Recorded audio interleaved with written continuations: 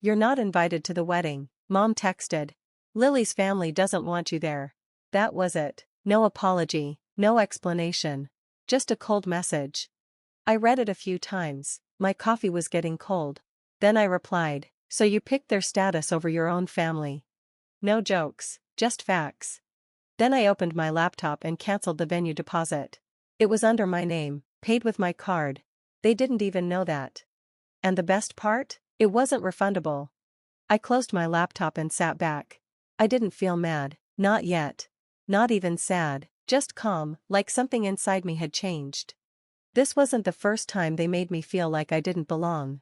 They'd done it quietly before, with side comments, missed birthdays, and treating Lily like the favorite. I helped plan so much of this wedding. I found the dress shop. I talked to the caterers. I booked a nice place for guests. I even made their website using my Canva account. But now, I was a problem. Because I wore black to brunch. Because I asked where the $3,000 went and didn't stop asking. They needed me when it was convenient. Now they didn't. So I went into our shared wedding folder. Deleted every file I added, 63 in total. Then renamed the folder, "Good Luck Without Me." I didn't tell anyone, no warnings. They'll find out when the florist doesn't show up. When the photographer ghosts them. When the venue says the booking was cancelled. They thought I'd stay quiet, like always.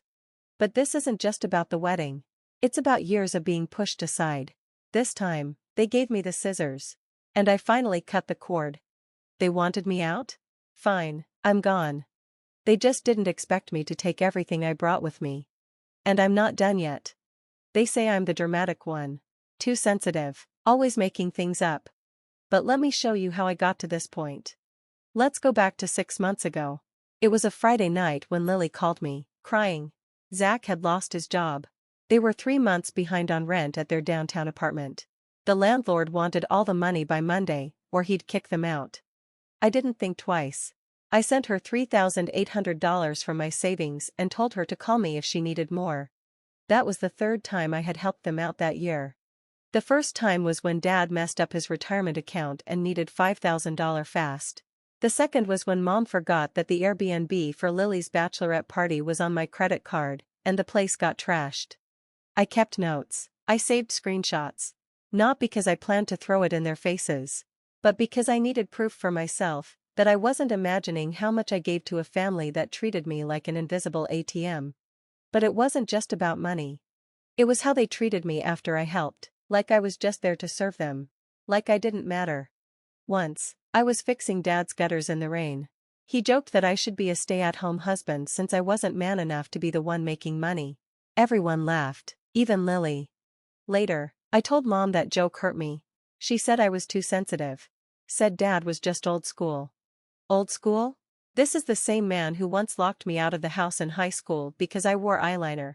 But maybe she was right. Maybe I was too sensitive. When Lily got engaged, she FaceTimed me. Mom and Dad were right there on the couch, smiling. They had helped her plan the proposal. Even went with Zach to pick out the ring. Me? I found out through a screen. I should have seen the signs. But part of me still hoped, if I keep helping, maybe they'll finally see me. I paid $600 for their engagement photos. I made the wedding website. Designed the invitations.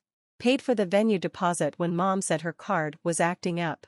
I was helping build their perfect wedding, while they gave me scraps and called me a good sport.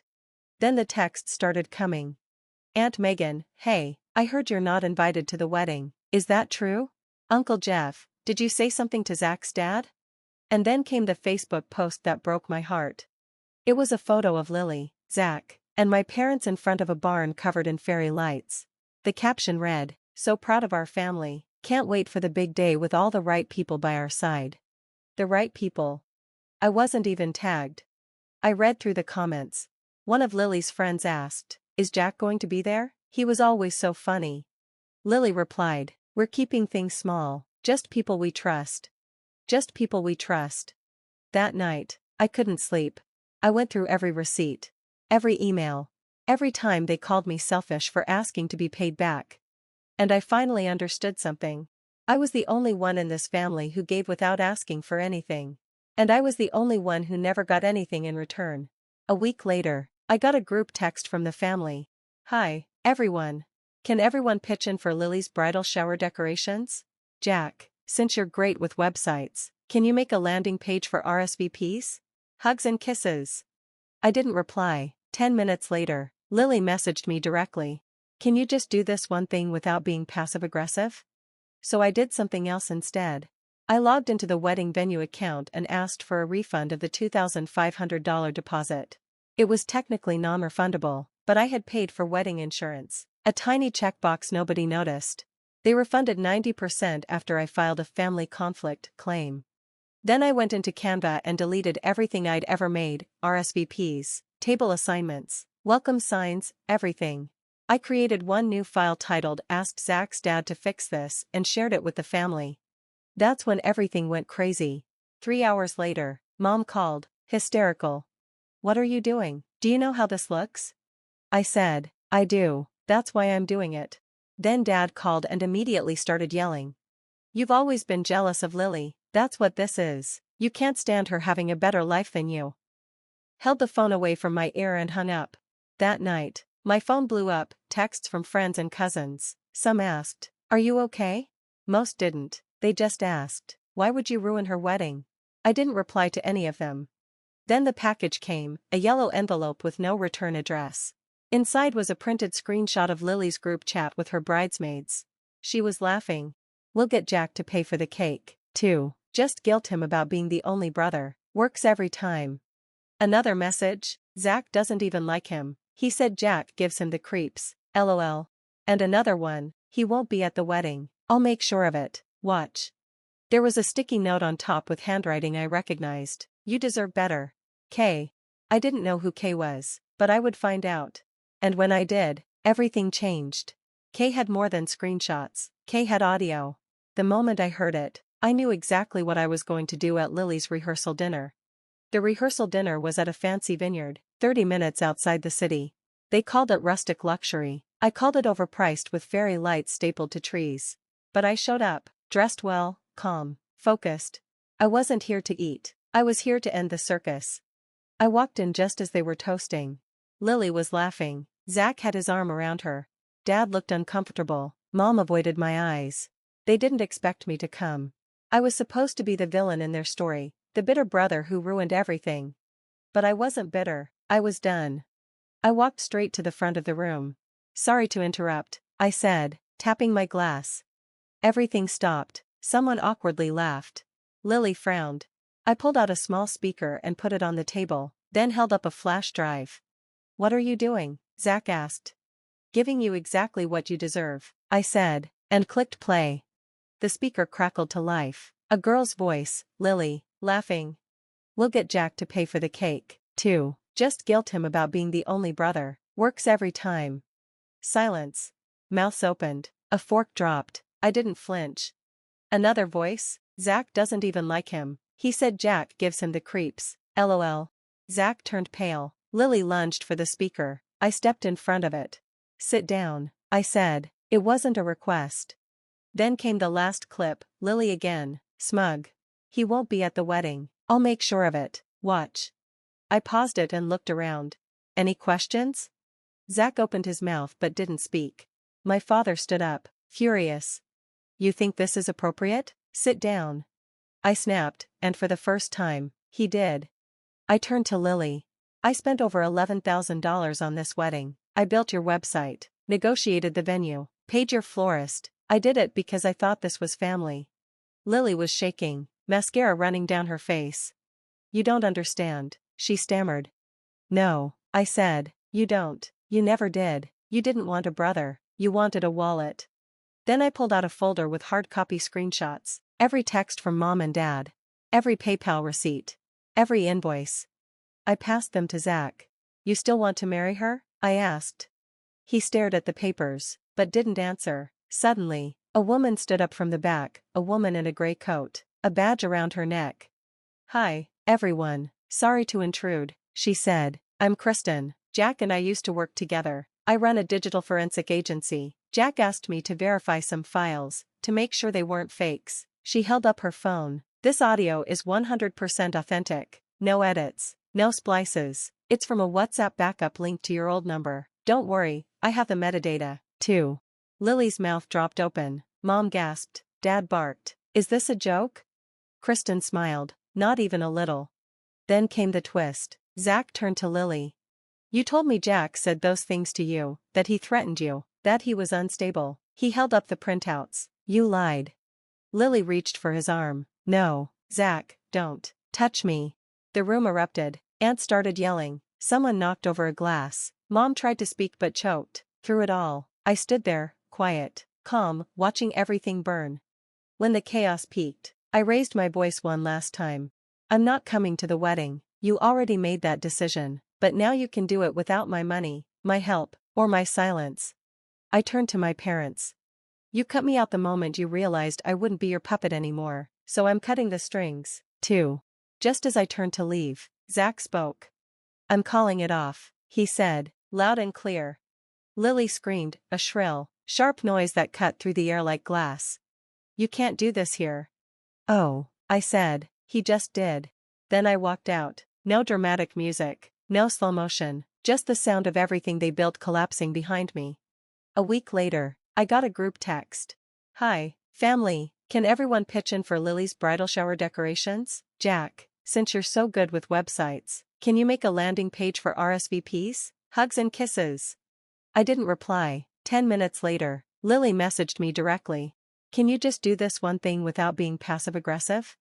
So I did something else instead. I logged into the wedding venue account and requested a refund of the $2,500 deposit. Technically, it was non-refundable, but I had bought wedding insurance on the booking. A tiny checkbox nobody noticed. They refunded 90% after I filed a family conflict claim.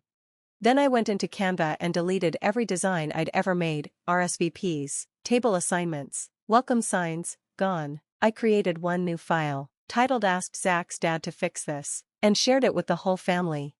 That's when it hit the fan. 3 hours later, Mom called, hysterical.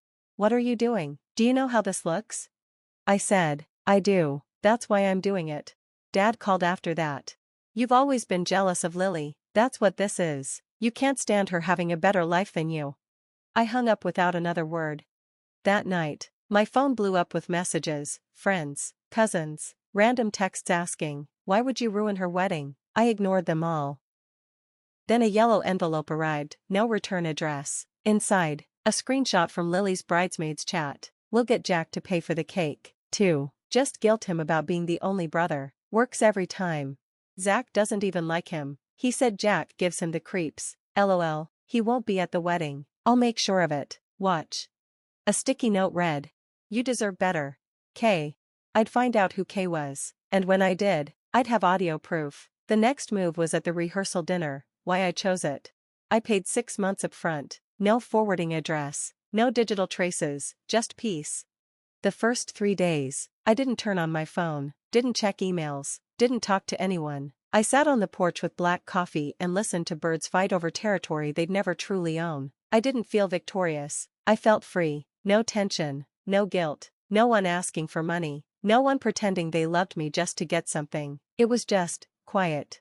On day 4, I signed up for an archival preservation course at the local college, history, old newspapers, forgotten letters. For the first time, I was surrounded by things that recorded honestly. There was no performance here, no manipulation, no you owe us. I volunteered at the county museum, helped catalog photos, fixed an old microfilm machine. For once, I didn't care that no one noticed because it was mine, quietly mine.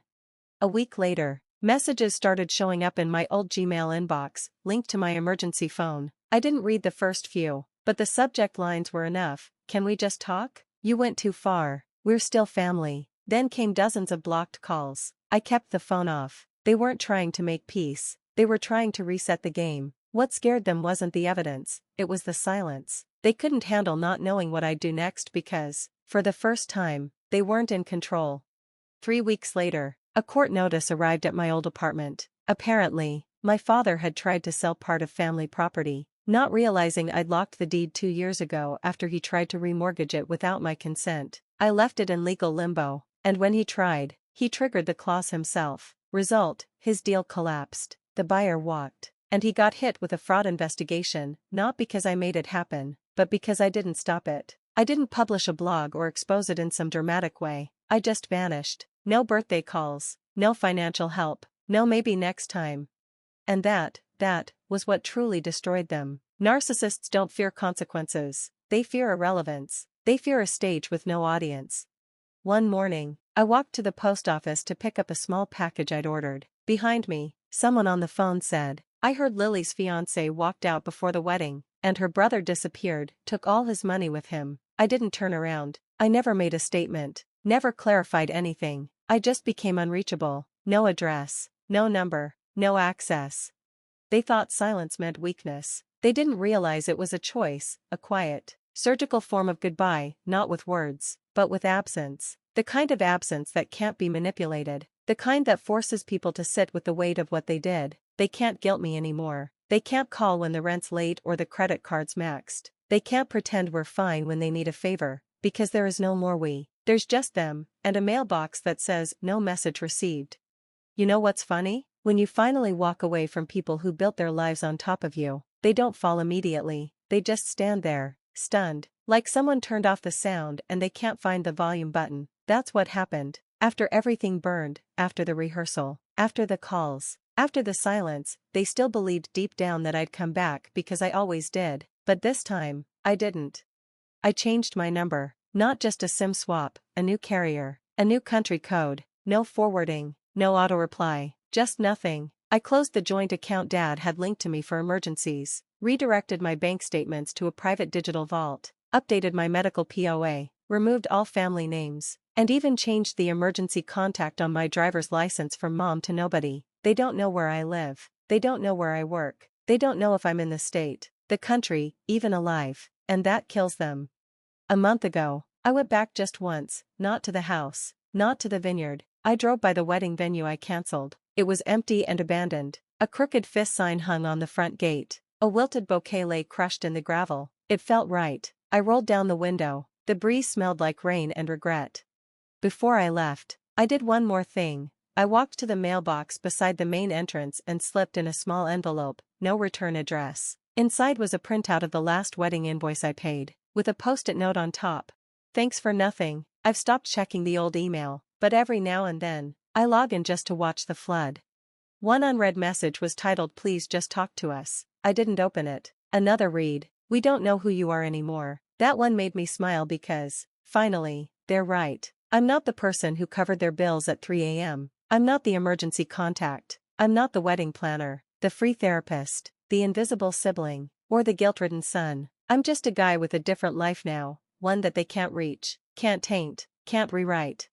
I got a new mailbox last week, metal, clean, lockable, one of those secure drop boxes that doesn't let anything back out once it's in. The technician asked me what name I wanted engraved on the plate. I said, "No name, just a message." So now, on a little brass rectangle just below the keyhole, it says, "This box does not accept apologies."